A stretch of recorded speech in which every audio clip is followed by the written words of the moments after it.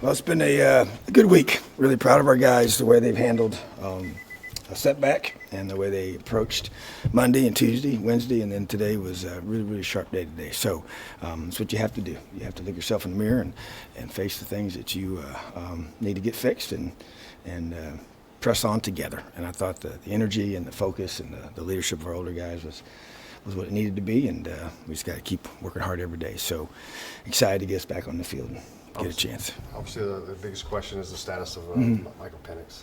Yeah, we'll probably know more today and tomorrow. We do some things with him in terms of evaluation-wise. I think will really help us a lot to get a good gauge. So don't know exactly the status for Saturday yet, but we should know more here pretty soon.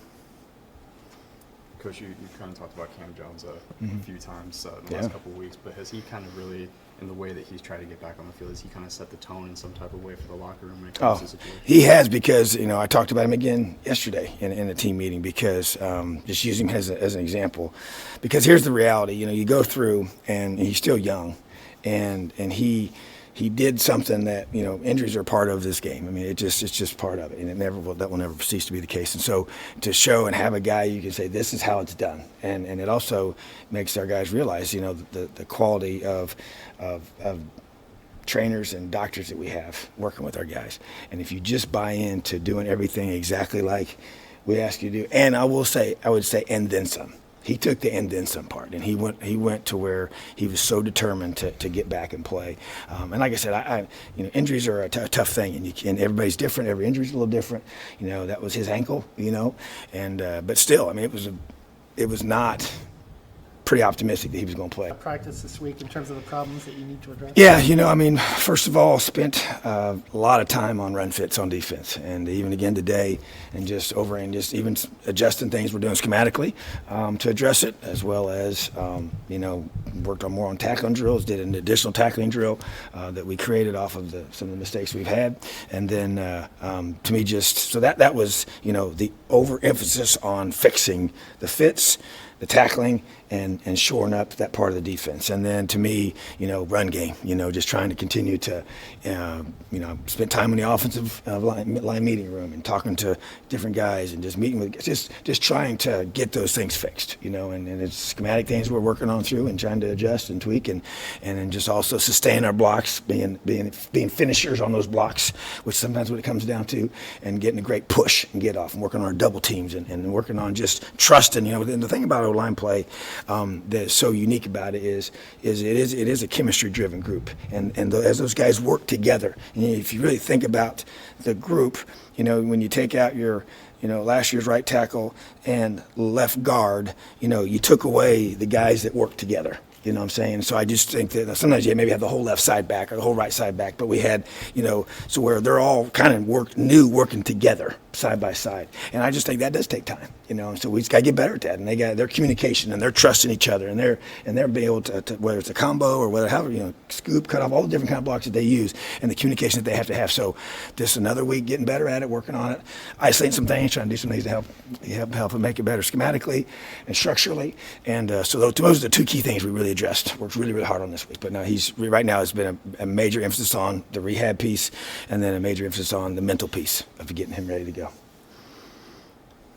As far as the running game, have you been able to identify really what the actual issues have been for you guys? Well, the bottom line is I do feel like that we have not gotten a lot of separation up front. Okay, so it's the push off the football, and to me is creating structural answers to make them pay for overloadness. That to me is what I want to really see us do a better job of being able to take advantage of the perimeter and take advantage of the matchups that those create.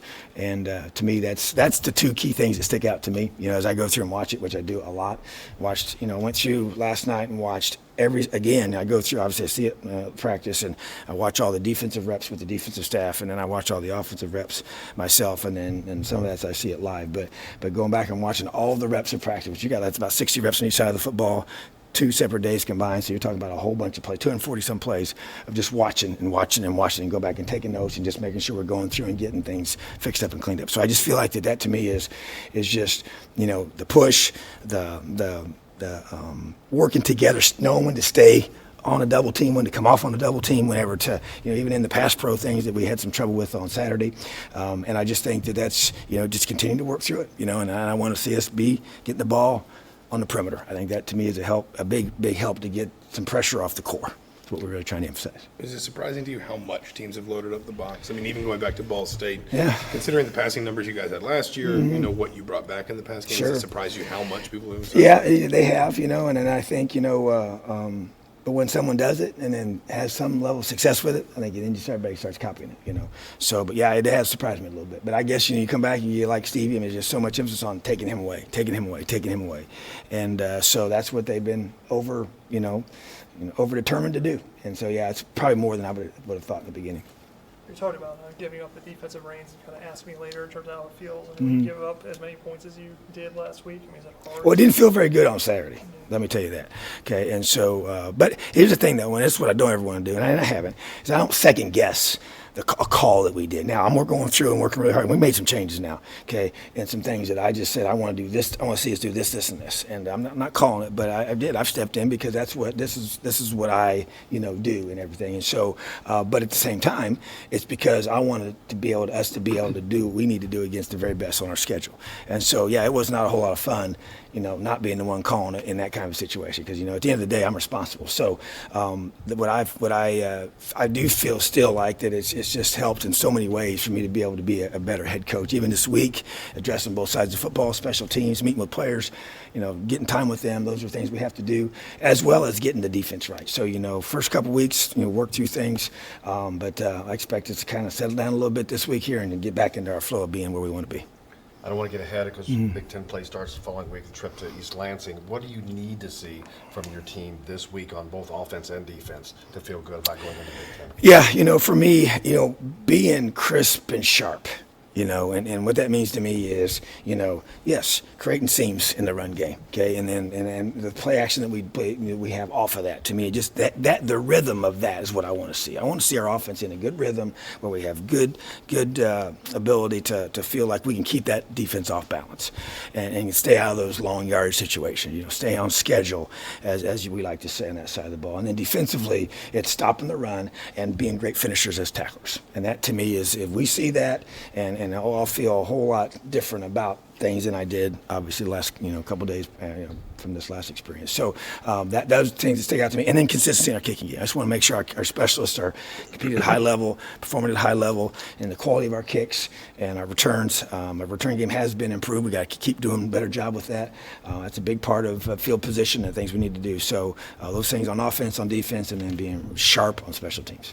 Marcus Elliott got his first sack this last week. How do you see him continuing? He's really, and he's had a good week of practice this week. I think he's a guy that we knew he as a true freshman played at a high level. At the junior college he came from was one of the best in the country, and he was in their rotation, and so played in the national championship game, a whole bunch of reps, and so just.